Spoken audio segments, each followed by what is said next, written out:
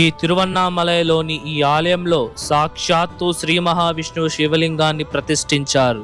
సుబ్రహ్మణ్య స్వామి రక్షించిన తరువాత అరుణగిరినాథర్ కొన్ని సంవత్సరాల పాటు ఈ ప్రదేశంలో ధ్యానం చేశారు.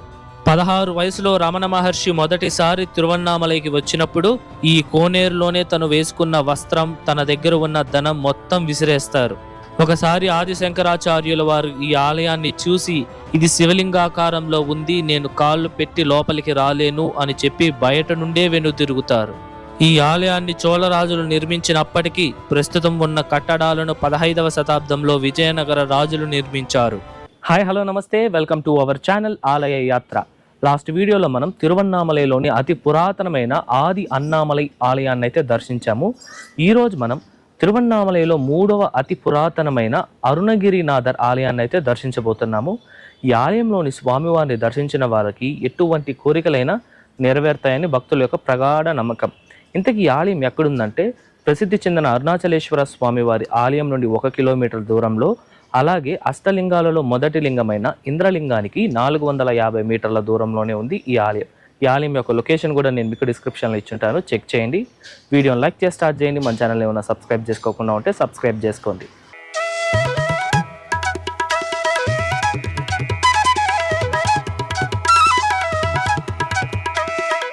ఇప్పుడు ఆలయం యొక్క టైమింగ్స్ విషయానికి వస్తే, ఈ ఆలయం ప్రతిరోజు ఉదయం 6 నుండి ఉదయం 10 గంటల వరకు, తిరిగి సాయంత్రం 5 నుండి రాత్రి 7 గంటల వరకు భక్తులకి అందుబాటులో ఉంటుంది. ఓకేనా? రండి, ఇప్పుడు మనం ఆలయం లోపలికి వెళ్ళి ఆలయం యొక్క పూర్తి స్థల పురాణం అయితే తెలుసుకుందాం. ఈ ఆలయం అరుణాచలంలో నిర్మించిన 3వ పురాతనమైన ఆలయం అన్నమాట.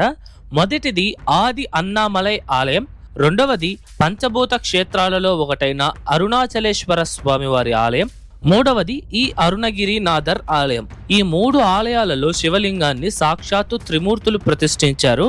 మొదట ఆది అన్నామలైలో బ్రహ్మదేవుడు ప్రతిష్ఠించగా, అరుణాచలేశ్వర ఆలయంలో పరమేశ్వరుడే స్వయంభుగా వెలిశారు. ఈ అరుణగిరినాథర్ ఆలయంలో అయితే సాక్షాత్తు శ్రీ మహావిష్ణువే తన చేతులారా ఈ శివలింగాన్ని ప్రతిష్ఠించారు. ఈ ఆలయంలో మహావిష్ణువు ఏ సందర్భంలో లింగాన్ని ప్రతిష్ఠించారు అనే చరిత్ర ఇప్పటికీ తెలియదు, కానీ ఒక కథనం మాత్రం ప్రాచుర్యంలో ఉంది. అదేంటంటే, బ్రహ్మదేవుడు మరియు మహావిష్ణువు ఆధిపత్యంపై ఎవరు గొప్ప అని వాగ్వాదం జరిగినప్పుడు పరమేశ్వరుడు ఒక అగ్ని స్తంభంగా ఆవిర్భవించి ఆ స్తంభం యొక్క మూలాలను కనుగొనమని మహావిష్ణువుకి బ్రహ్మదేవుడికైతే ఆదేశిస్తారు. అప్పుడు బ్రహ్మదేవుడు హంసరూపాన్ని ధరించి ఆకాశానికి వెళ్ళి ఎంత వెతికినా సరే ఆ పై భాగాన్ని అయితే కనుగొనలేకపోతారు. అయినప్పటికీ కనుగొనినట్టు అప్పద్దన్న అయితే చెప్తారనమాట. కానీ మహావిష్ణువు మాత్రం కనుగొనలేదు అని నిజం చెప్పినా, మహావిష్ణువుకి ఎందుకు వాగ్వాదం చేశాను అని బాధ మరియు ఆలోచనలతో అయితే సతమతమవుతూ ఉంటారు. అప్పుడు మహావిష్ణువు శివ పూజ చేద్దాం అని నిర్ణయించుకొని మహావిష్ణువు ఇక్కడ శివలింగాన్ని ప్రతిష్ఠించి పూజలైతే చేస్తారు. ఇదేనండి మహావిష్ణువుచే ప్రతిష్ఠింపబడిన శక్తివంతమైన శివలింగము. చాలా చాలా అద్భుతంగా ఉంటుంది. మేము వెళ్ళిన సమయంలో కూడా చాలా బాగా అలంకరించి ఉన్నారనమాట. ప్రదోష కాలంలో అయితే ఇక్కడ పూజలను ఘనంగా నిర్వహిస్తారు. మరియు శివరాత్రులు, మాస శివరాత్రుల్లో కూడా పూజలు ఘనంగా జరుగుతాయి.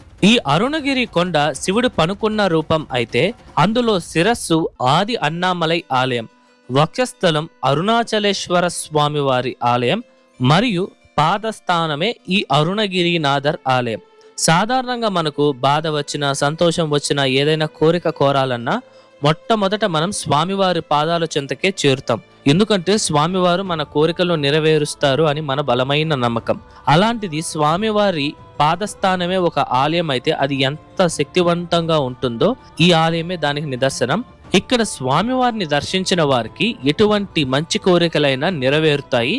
ఈ ఆలయం ఎంత శక్తివంతమైందని చెప్పడానికి ఒక ఉదాహరణ ఏమిటంటే, శ్రీ ఆది శంకరాచార్యుల వారు ఈ ఆలయం బయట నిలబడి ఈ ఆలయం ఆకారం చూడడానికి శివలింగం లాగా ఉంది అని, లోపలికి అడుగు పెడితే శివలింగం మీద కాలు పెట్టినట్టు అవుతుందని ఆ ఆది శంకరాచార్యుల వారు ఈ ఆలయం లోపలికి కూడా రాకుండా బయట నుంచే స్వామివారిని నమస్కరించుకొని వెళ్ళిపోతారు. అలాగే ఈ ఆలయం మనం తిరువన్నామలైలో ఒకే రోజు సూర్యోదయం నుండి సూర్యాస్తమయం లోపు దర్శించవలసిన 3 ఆలయాలలో ఈ ఆలయం 3వది. ఈ ఆలయంలో అమ్మవారికి ప్రత్యేకంగా మందిరం కూడా ఉంది. అమ్మవారిని శ్రీ జ్ఞానాంబికా దేవిగా పూజిస్తారు.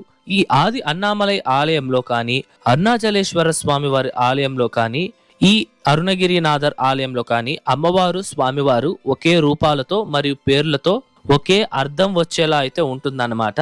ఇది ఒక హరిహర క్షేత్రం అని కూడా చెప్తారు. ఎందుకు అంటే ఈ ఆలయం లోపల శ్రీకృష్ణుడికి ఒక ప్రత్యేక మందిరం కూడా ఉందండి. ఈ ఆలయంలో శ్రీకృష్ణుడు రుక్మిణి సత్యభామదేవి సమేతంగా మనకి దర్శనమిస్తారు. అలాగే ఈ ఆలయంలో వినాయక స్వామికి, సుబ్రహ్మణ్య స్వామికి 2 ప్రత్యేక మందిరాలు కూడా ఉన్నాయి. ఈ ఆలయంలో లక్ష్మీదేవి యొక్క అరుదైన రూపం ఉందండి. అదే అష్టలక్ష్మిల్లో 4వ లక్ష్మీదేవి అయిన గజలక్ష్మి. ఇక్కడ అమ్మవారు 2 వైపులా 2 ఏనుగులతో తామర పుష్పంపై కూర్చుని ఉన్న భంగిమలో దర్శనమిస్తారు. ఈ గజలక్ష్మి అమ్మవారిని దర్శించడం ద్వారా శక్తి మరియు సంపద కలుగుతుంది.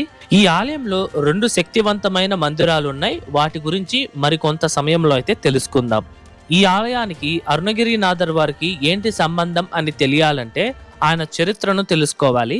ఈ వీడియోలో మనం పూర్తి చరిత్ర కాకపోయినా కొన్ని ముఖ్యమైన సంఘటనలు అయితే తెలుసుకుందాం.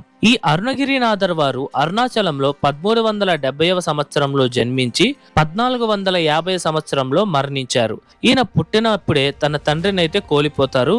తర్వాత ఆయన తన తల్లి మరియు సోదరి దగ్గరే పెరగసాగారు. తన సోదరికి అరుణగిరినాథర్ అంటే ఎంతో ప్రేమ. అందుచేతే తను సంపాదించిన ధనాన్నంతా తన సోదరుడికే ఇచ్చేస్తుంది.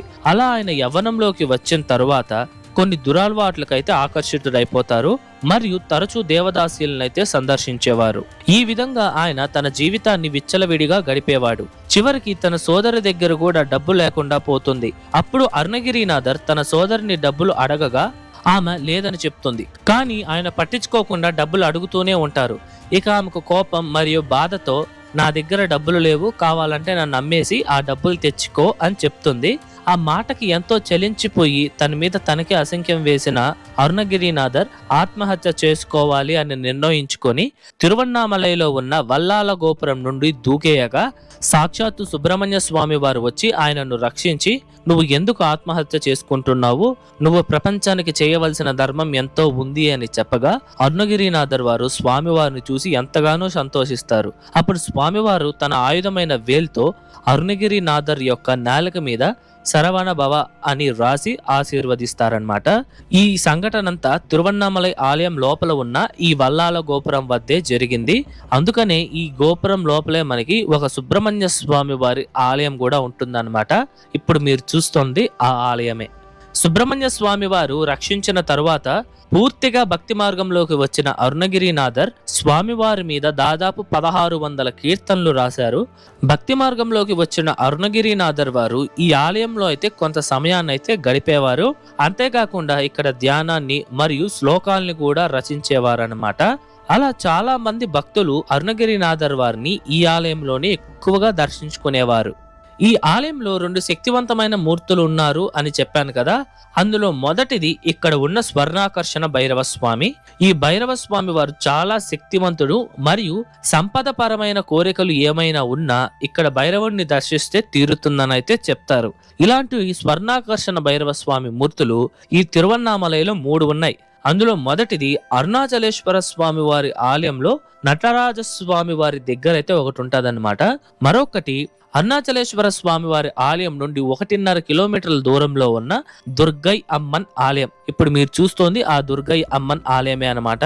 నేను ఈ వీడియోను కూడా మీకు తీసి ఈ ఆలయ చరిత్రను కూడా చెప్పాలనుకున్నాను. కాకపోతే ఆ టెంపుల్ వాళ్ళైతే మనకి పర్మిషన్ ఇవ్వలేదు, సో వీడియో తీయలేకపోయాను అనమాట. మీరు మాత్రం తప్పకుండా ఈ అమ్మవారి ఆలయాన్ని అయితే దర్శించండి. అలాగే 3వ స్వర్ణాకర్షణ భైరవ స్వామి ఈ యొక్క అరుణగిరినాథర్ ఆలయంలోనే ఉన్నారనమాట. ఈ ఆలయంలో దర్శించవలసిన 2వ శక్తివంతమైన మూర్తి వచ్చి ఇక్కడ ఉన్న చండికేశ్వర స్వామి వారు. మనకి ప్రతి శివాలయాలలో చండికేశ్వర స్వామి వారికి ప్రత్యేకంగా మందిరం అయితే ఉంటుంది. కానీ ఈ ఆలయంలో ప్రత్యేకత ఏమిటంటే చండికేశ్వర స్వామి వారి వద్దకు వెళ్ళి మన గోత్రనామాలు చెప్పి మన కోరికలను స్వామి వారికి చెప్తే ఆ చండికేశ్వర స్వామి వారు పరమేశ్వరుడికి చెప్పి ఆ కోరికలు నెరవేరుస్తారు అని భక్తుల యొక్క బలమైన నమ్మకం అన్నమాట. అలాగే ఈ ఆలయంలో చాలా అరుదైన నవగ్రహాలు ఉన్నాయండి. మీరు చూసినట్టయితే ఇక్కడ నవగ్రహాలు వాటి యొక్క వాహనాలతో వాళ్ళ యొక్క సతీ సమేతంగా అయితే దర్శనమిస్తారు. అందులో సూర్య భగవానుడు తన 2 దేవీలైన శరణ్య మరియు ఛాయ అమ్మవార్ల సమేతంగా తన 7 గుర్రాల సూర్య రథంతో సూర్య భగవానుడు భక్తులకి దర్శనమిస్తున్నారు. నేనైతే ఇటువంటి నవగ్రహాలు వచ్చేసి మధురైలో అయితే చూశానన్నమాట. దాని తర్వాత ఈ ఆలయంలోనే చూడడం. ఇప్పుడు మీరు చూస్తున్న ఈ తీర్థం అరుణగిరినాథర్ ఆలయానికి ఎదురుగానే ఉంటుంది. దీనిని అయ్యన్ కులన్ అని పిలుస్తారు. పూర్వం రమణ మహర్షి తన 16 సంవత్సరాల వయసున్నప్పుడు తన సొంత ఊరైన తిరుచూలి నుండి ఈ తిరువన్నామలైకి వచ్చిన తరువాత మొదట అరుణాచలేశ్వర స్వామి వారిని దర్శించి ఈ యొక్క కొలను వద్దకైతే చేరుకుంటారు.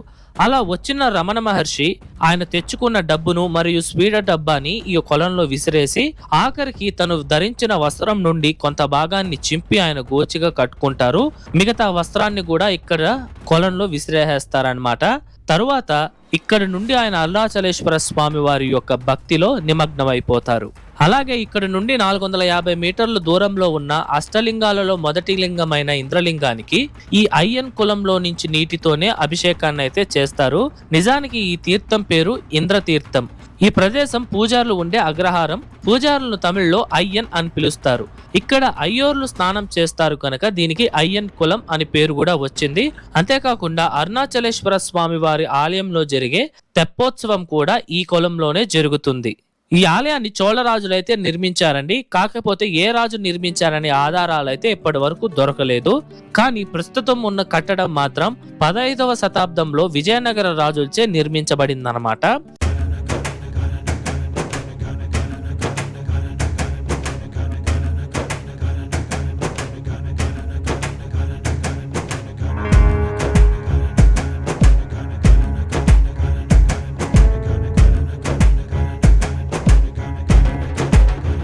ఇదండి ఇవాల్టి వీడియో ఎలా ఉంది, నచ్చిందా?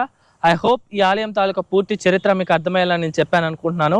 మీకు ఎటువంటి డౌట్స్ ఉన్నా సరే కమెంట్స్లో తెలియజేయండి, నేను మీకు పక్కా రిప్లై ఇస్తాను. అలాగే ఈ వీడియోకి ముందు మన ఛానల్లో అరుణాచలంలో ఉన్న అతి పురాతనమైన ఆలయం, ఇది అరుణాచలేశ్వర స్వామి వారి ఆలయానికన్నా పురాతనమైన ఆది అన్నామలై ఆలయం మన ఛానల్లో ఉందండి. ఆ వీడియో చాలా అద్భుతమైన ఆలయము. ఈ వీడియో ఎవరన్నా చూడకపోయింటే లింక్ డిస్క్రిప్షన్లో ఇచ్చుంటాను, చెక్ చేయండి. అలాగే వాలీశ్వరర్ ఆలయం, త్రిపురాంతకేశ్వరర్ ఆలయం, అలాగే సింగీశ్వరర్ ఆలయం వీడియోస్ కూడా మీకు డిస్క్రిప్షన్లో ఇచ్చుంటాను, చెక్ చేయండి. ఈ వీడియో ఎలా ఉంది, నచ్చిందా? నచ్చితే లైక్ చేయండి, మీ ఫ్రెండ్స్ అండ్ ఫ్యామిలీస్కి అయితే షేర్ చేయండి. మర్చిపోకుండా మన ఛానల్ అయితే సబ్స్క్రైబ్ చేసుకోండి. మరొక అద్భుతమైన ఆలయం వీడియోతో మీ ముందరకు వస్తా. అంతవరకు మీ శివవరప్రసాద్ సైనింగ్ ఆఫ్.